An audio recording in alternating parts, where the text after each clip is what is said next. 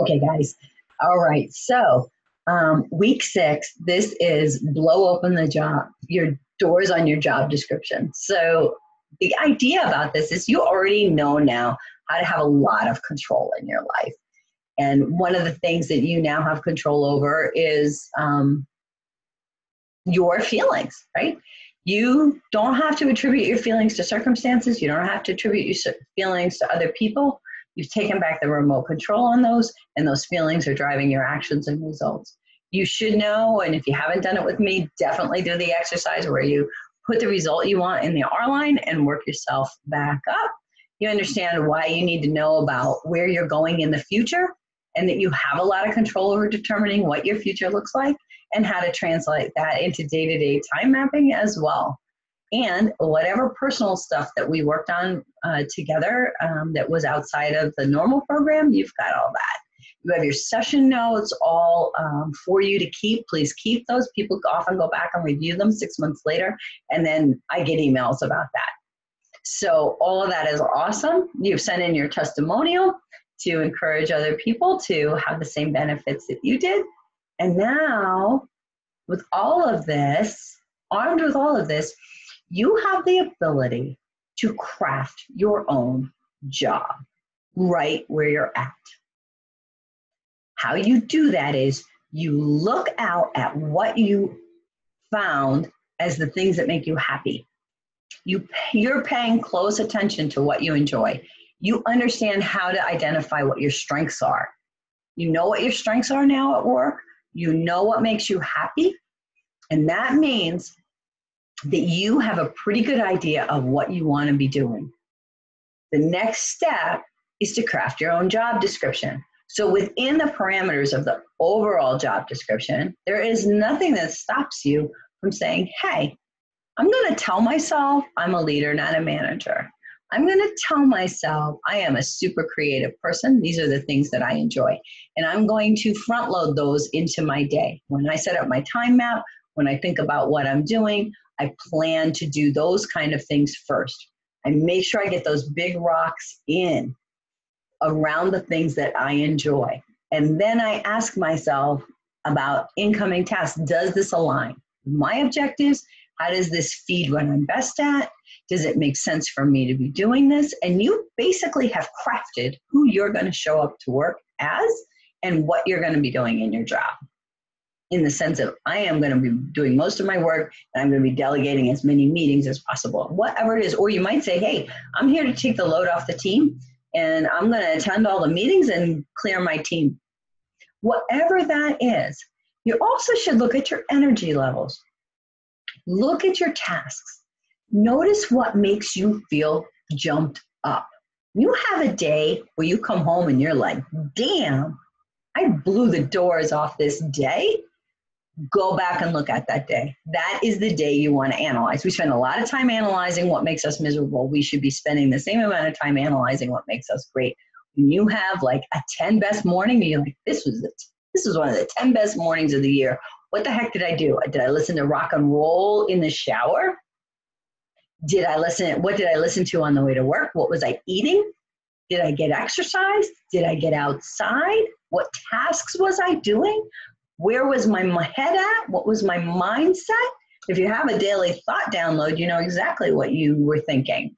So you can take that then and go, okay, if that makes me energized and is a swell day, I'm going to plan to repeat that. Oh, so for years I had my mornings carefully crafted. Every time I said, wow, this is a 10 best morning. So here's what I noticed.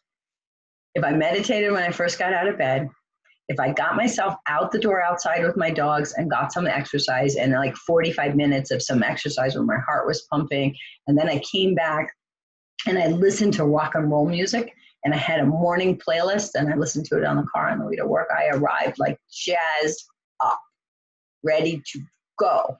So I said, okay, this is the way I run my mornings now. You see what I'm saying?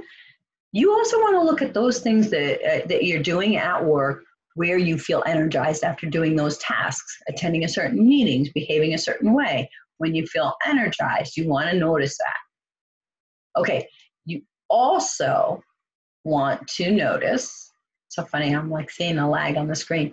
Okay, you also want to notice what drains your energy. If your energy is really low after something, you don't want to schedule that before a task that you don't particularly care to do. So it takes an extra willpower to do certain tasks. Maybe accounting for your time every week takes some willpower to get you to do. You tend to procrastinate, you tend to not do it. You do not want to schedule that right after a really draining event. You want to schedule that kind of work that you would tend to procrastinate right after something that's energized.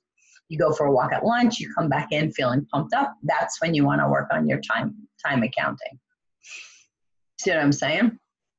Think about things that you need a deep dive for. If you understand that you have to go in and stay in, like for me to do reports, I have to be in it and stay in it. And when I get interrupted, it's really hard for me to continue to do it.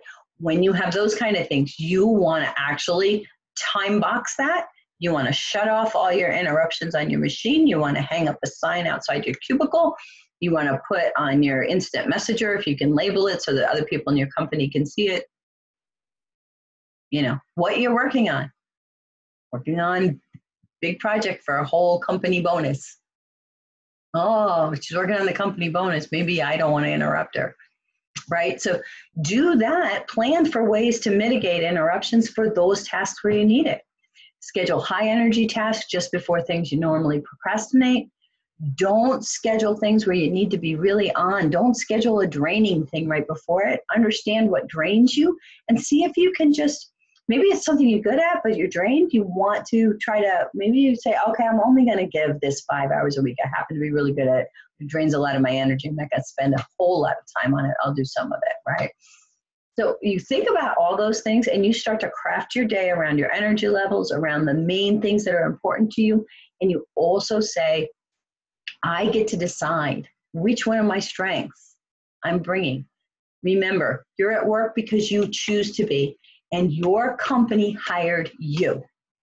They could have had somebody smarter. They could have had somebody who did, I don't know, whatever it is you're not doing. But they didn't hire them, and they're not here now. The person who's sitting in your chair is you.